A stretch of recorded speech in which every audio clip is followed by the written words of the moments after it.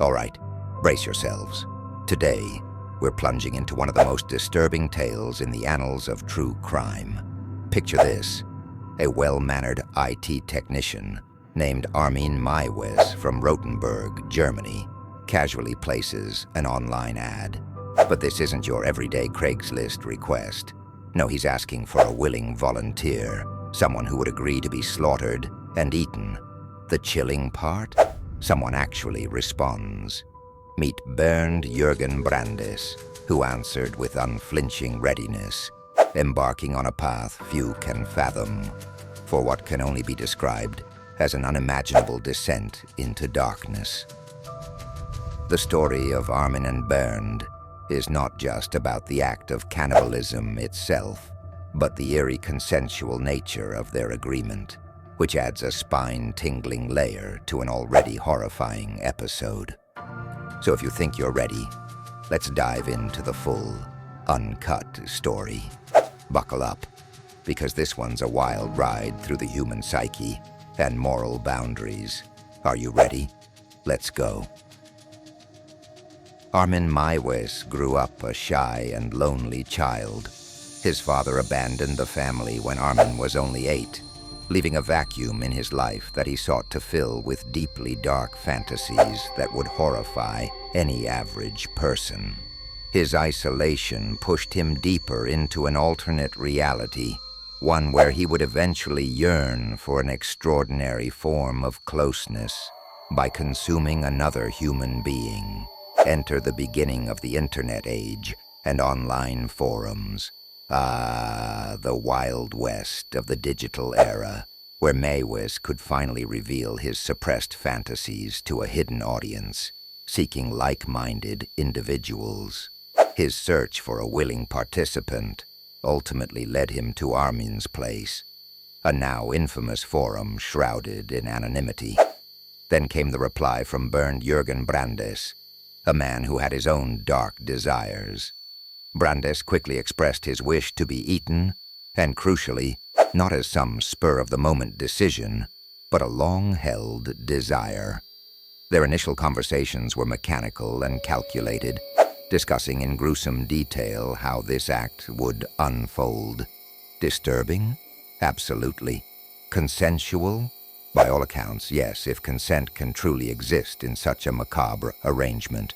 The two finally met in March 2001 in Armin's remote farmhouse, a setting plucked from a horror film, yet all too real. Brandes, carrying with him an eerie calmness, arrived knowing full well his fate. The night began with a grotesque dinner, where Brandes ingested sleeping pills and alcohol, a preparation for the unimaginable act ahead. Incredibly, this wasn't a sudden decision. Brandes was fully engaged, directing parts of the procedure himself. Prepare yourselves for the next part. It's gruesome. Meiwes cut off Brandes's penis with Brandes's explicit consent and cooked it for the two to share, although both reportedly found it inedible. While this might seem fake, the entire act was recorded on videotape by Meiwes, further solidifying the consensual nature and providing horrifying material for forensic experts later on. Shockingly, this wasn't enough for Meiwes. Hours later, Brandes succumbed to blood loss from the mutilation. It was then that Meiwes truly began his grim feast.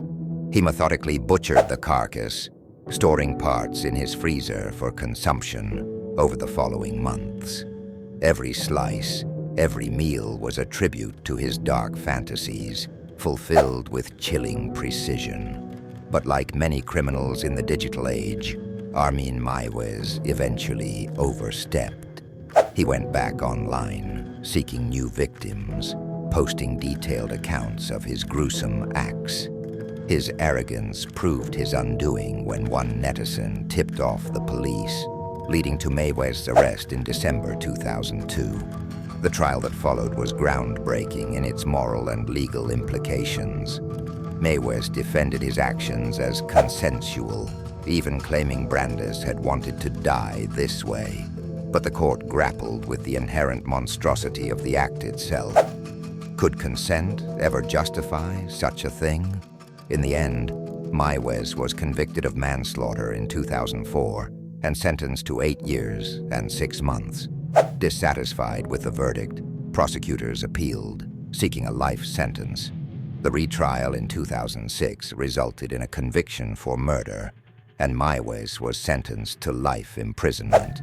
He remains behind bars, his acts a topic of endless debate in criminal psychology and ethics. Now, what's truly intriguing is the legacy left behind. Meiwes' case prompted Germany to revise its laws on murder, particularly addressing issues of voluntary euthanasia and cannibalism. His story has permeated pop culture, from the subtle references in music and film to more direct explorations in documentaries and books, drawing a macabre fascination that continues to puzzle and horrify. But here's the twist. Meiwes has since expressed remorse, though tethered to the confines of prison life. He's become a vegetarian. Yes, you heard right. A vegetarian. And he spends his days reading the Bible. This bizarre transformation adds yet another layer to an already convoluted human story, blending the black and white of morality into a disturbingly gray spectrum. To wrap this up, Armin Meiwes' tale is a chilling cautionary saga about the darkest corners of human desire. His story drives home one unsettling truth. Sometimes, reality is indeed stranger and far more horrifying than fiction. So, why do we obsess over stories like Meiwes? Maybe it's a psychological curiosity, a way for us to safely explore the extreme limits of human behavior. But remember, these tales, while fascinating, serve as grim reminders of the thin line that separates normalcy from outright monstrosity. So if you've made it this far, thank you for journeying through this disturbing yet crucial narrative with us. Let's use it as a moment to reflect, a lapse into the human abyss that hopefully steers us away from our darker impulses. Stay tuned for our next story in the Cannibal Killers series. Trust me, you won't want to miss what's coming next.